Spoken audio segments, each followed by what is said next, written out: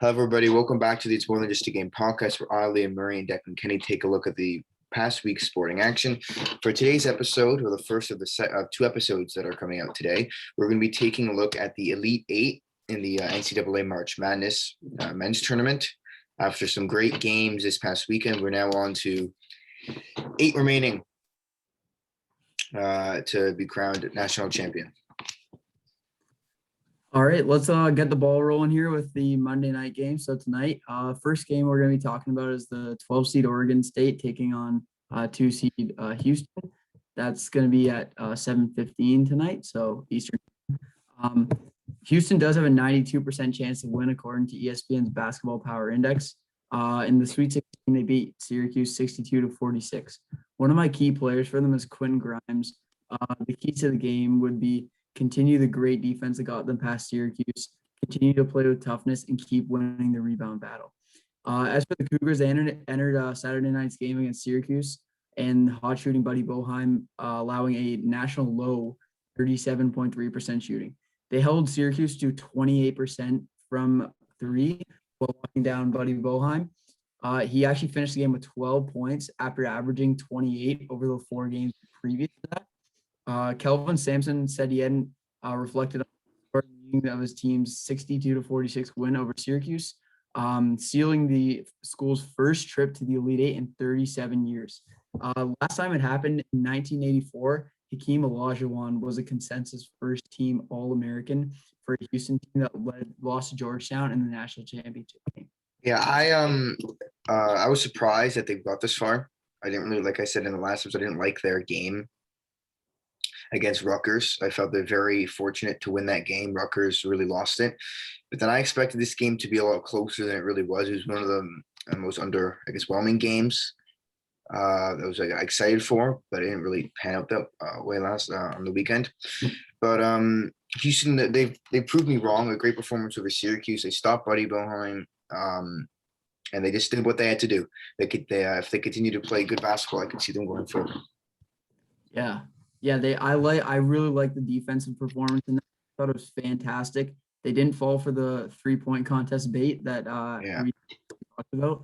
And moving to Oregon State, their Sweet 16 matchup, they beat Loyola Chicago 65-50. One of my key player that I have for Oregon State is Ethan Thompson. He's just an absolute star. He's one of the best players in the tournament, and if he has a good game, then Oregon State can easily have a good game, keep it close, possibly win. My keys to the game for them: play good defense against the Houston team. That's going to limit scoring opportunities for them. Stay physical, get to the glass, and just match Houston's defensive effort. And no team in the last 36 years has won 3 games in the NCAA tournament as an underdog of 6 points or more, per ESPN stats and information. All 3 of their NCAA tournament opponents have failed to score at a clip higher than 0.97 points per possession, which is a fantastic rate. And it was actually the average offensive output for a South Carolina team in the SEC that finished 6-15 this season. Yeah, Oregon State again surprised me about beating Loyola Chicago. This should be a good matchup. Oregon are definitely now the other than UCLA, the biggest Cinderella story right now. Barely having any chance to make it this far. They played against some really good teams. Definitely, I don't think they were given a chance against Loyola Chicago. I didn't really give them a chance. I thought Loyola Chicago would easily win this game, but it was the complete opposite. And I think this could be a really good game. I'm going to go with Houston just because they just seem to get it done. Even in games where they haven't played well, they just seem to get it done. Yeah, I'm going to go with Houston as well. I think the Oregon State run is going to come to an end, but I think Oregon State still has a chance to win this game, but I do see it going to Houston probably by at least 10 points. Yeah, I do think the 92% is a bit unfair to Oregon considering what they've gone to this point, but I do see why that is the number. So now moving on to Arkansas and Baylor. Yeah, so 3-seed Arkansas is taking on 1-seed Baylor tonight. That's at 9:57 p.m. Eastern. Baylor has a 74.8% chance to win according to ESPN Basketball Power Index. So that's a bit slower margin than the previous game. And let's take a look at Arkansas first. In their Sweet 16 matchup, they beat Oral Roberts 72-70. They edged out another win. They came back. It was a great comeback. And the Razorbacks, they're seeking their first trip to the national semifinals since 1995. My key players for them are Moses Moody and Justin Smith. My keys to the game for them, they have to play better in the late games. I know they came back against Oral Roberts, but they just have to play better. The last two games, they have not played too great in the late game, but as their coach Eric Musselman said, they have to avoid catastrophic turnovers. We just have to get shots. Yeah, they were the Arkansas coach. He was not very happy with the performance after beating Oral Roberts. He said he was frustrated. They said they didn't play well enough. And if they're gonna beat Baylor, they have to play a lot better than against Oral Roberts. Because like we said, or like I said before, that Oral Roberts team, I mentioned it on Twitter during the game with other people. They weren't that good. They were bricking a lot of shots. They just weren't playing well, and that game really shouldn't have been that close. The fact that it was only a 2-point game and a 3-point shot that I thought went in at first, won them the game, was not very good for Arkansas. They'll have to play a lot better if they want to reach the national semifinal for the first time. Yeah, I feel Arkansas just has to play a full 40 minutes of basketball. They haven't been doing that the last two games, and I think that's another key to the game for them. And the Razorbacks have also averaged 105 points per possession, or 1.05 points per possession, with Devontae Davis on the floor, and just 0.90 points per possession without him during their 12-game run. Their game against Baylor in the Elite Eight statistically will be their toughest matchup this season. Now, so moving on to Baylor, who I really like from what I've seen. Yeah, I really like Baylor as well. And in their Sweet 16 matchup, they beat Villanova 61-52. Their last visit to the Final Four actually came in 1950. The tournament only was 8 teams, and they beat BYU 56-55 to reach the Final Four, where they eventually fell to Bradley. My key players for them, just the entire backcourt: Davian Mitchell, Jared Butler, and Masio Teague. The keys to the game: just win the battle in the backcourt, which they should easily do. They have 3 fantastic players in the backcourt. Just keep playing that good defense and do not turn the ball over. They recorded 119 points per 100 possessions against the Wisconsin team with a top 15 mark and adjusted defensive efficiency.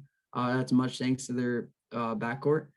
They have 3 players, Jared Butler, Mitchell, and Teague. They can hit 3-pointers at any time. It's incredible. And for Arkansas, they don't really have 3 one-on-one defenders that can go against these 3 players. So it's going to be a bit harder for them to defend Baylor, I feel like.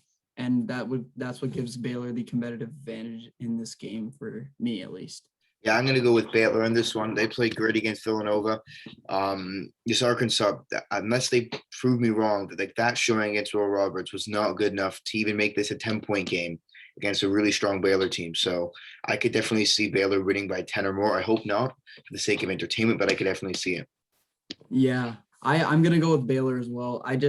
They've been so good. They've been on fire. They've really come together as a team. They look like what they did at the beginning of the season when they were ranked number 1 nationally. I think it's going to be too much for Arkansas. So now moving on to the Tuesday games, which are Gonzaga, USC, and Michigan, UCLA. So first off, we'll take a look at number 1 seeded Gonzaga against 6 seeded USC. This game's tomorrow at 7:15 on TBS and TSN. ESPN gives Gonzaga an 80.3% chance of winning this game, which I think should be higher. I don't know how some other games have, like Houston. I feel Gonzaga has a much better chance to win this game than Houston does. But the Gonzaga Bulldogs beat 5 seed Creighton on the weekend, 83-65, as expected. It was probably one of the worst games of the Sweet 16 due to the fact that it's one of the best teams we've seen in years. Keys to the game for them: continue to play fantastic basketball. The game against Creighton wasn't even close. If you get production from the main players like Suggs and Time, but adds going from Ajayi, who had 13, and Nemhard, who had 17, the undefeated season may happen if they continue to get a lot of depth scoring. Winning a national title with an undefeated record in Indiana It would be very symbolic, as Indiana were the only other team to do that. The 75-76 Hoosiers are the last team to complete a perfect season, and Gonzaga will be the first team to do it since the field expanded to 64 teams in 1985. The chance of history has lingered all season long from Artview's team. However, it's noted that other teams that had undefeated records didn't even get to the Final Four. Zion Williamson and Duke in 2019. Kentucky had Malik Monk, Bam Amadeo, and De'Aaron Fox, and couldn't get there in 2017. And those players are all bona fide NBA stars, at least with Amadeo and Fox. Prior to that run, Denzel Valentine and Michigan State lost in the first round. Aaron Gordon, TJ McConnell, Rondé Hollis Jefferson, Arizona lost to Wisconsin in the Elite Eight in 2014. So Gonzaga have done a lot better than other teams that have tried to go undefeated in the past, and I think they can. And I think they will beat USC, even though USC, 6-seeded USC, they are on fire. Yeah, I really like Gonzaga to win this game. I just think they have a fantastic chance to keep the perfect season going. They're looking so good. That game against Creighton, that was not even close. They really blew it up in the second half, and I just think there's no way they can lose this game, to be honest. Yeah. The win percentage should be higher. Yeah, I think it should be higher. Okay. So I'm just gonna take a look here at USC and Gonzaga points per game comparison, which really shows that I think this should be higher. Gonzaga averaged almost 92 points per game, while USC averaged 75. The field goal percentage is almost 10 higher for Gonzaga at 55 against 47. Rebounds, USC actually lead them with 39.2 compared to 37.9. And the streaks, USC won 3 in a row, while Gonzaga won 29 in a row. Yeah. But now moving on to the USC Trojans, 25-7 record so far this year. They beat 7-seed Oregon 82-68, which last night I caught some of this game, but I saw it was a bit of a blowout earlier on, so I just went to bed. But it was I've watched the highlights and stuff. It was a good game for the most part, but just not what I expected. I expected Oregon to have a bigger fight, but we'll talk about that later. Key players for them: Isaiah Mobley, his brother Evan, and Tajiati. Keys to the game for them: ride the wave of momentum that they've generated on this unexpected run. You will need it to beat you need to play even better to beat a very good Gonzaga team. The Trojans really know how to really defeat an opponent with a lot of firepower. On December 1st, they beat BYU by 26 points. A larger margin of victory that Gonzaga had in its 3 wins over the Cougars this season. They beat UCLA by 18 in February 6th, and they held Oregon to 58 points in a 14-point win on February 22nd. Their combined margin of victory in 3 wins over Drake, Kansas, and Oregon in the NCAA tournament, 64 points. For some Pac-12 fans, this might feel like deja vu. The Pac-12 now has 3 teams in the Elite Eight for the second time and first since 2001. So the Pac-12 definitely running this tournament.